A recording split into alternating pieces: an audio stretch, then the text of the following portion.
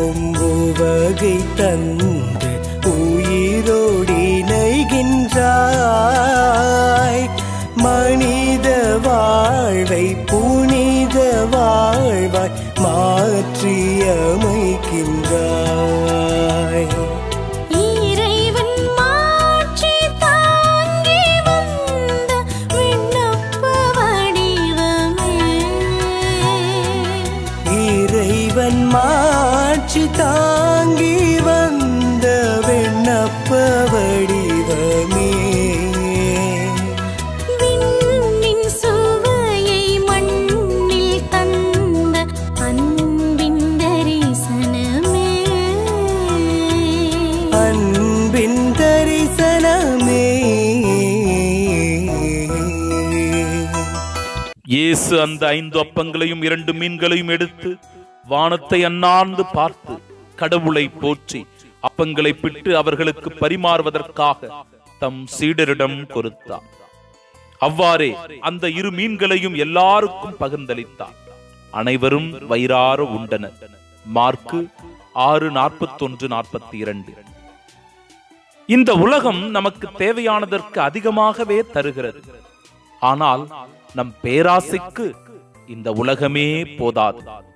பகிர்ந்து வாழும் மனநிலை நம் எல்லாருக்கும் வேண்டும். ஏனென்றால் இந்த உலகத்தில் உள்ள எல்லாமே ஒரு விதத்தில் நமக்கு பகிர்ந்து கொடுக்கிறது. நதி தன் நீரை பிறருக்கு கொடுக்கிறது. மரம் தன் கனியை பிறர் உண்ண கொடுக்கிறது. சூரியன் தன் வெளிச்சத்தை பிறருக்கு காட்டுகிறது. இப்படி ஒவ்வொன்றும் தன்னிடம் இருப்பவற்றை பிறரோடு பகிர்ந்து கொள்ளும் போது மனிதர்களாகிய நாம் மட்டும் ஏன் பெறுபவர்களாக மட்டுமே இருக்கிறோம்? நம்மிடம் இருக்கிறதை நாம் எப்பொழுது பிறருக்கு தரப்போகிறோம்? சேர்த்து வைப்பதை நம்மால் எடுத்துக்கொண்டு போக முடியாது என்பதை எப்பொழுதுதான் உணரப்போகிறோம்? எனவே இயேசு பகிர்வை சொல்லித் தருகிறார். பகிர்ந்து வாழுவோம். இறைவா, தன்னிடம் இருப்பதை பிறரோடு பகிரும் நல் மனதை தாரும். ஆமென். எழுந்தருள்வாய் இறைமகனே, தந்தருள்வாய் தரிசனமே. எழுந்தருள்வாய் இறைமகனே, தந்தருள்வாய் தரிசனமே.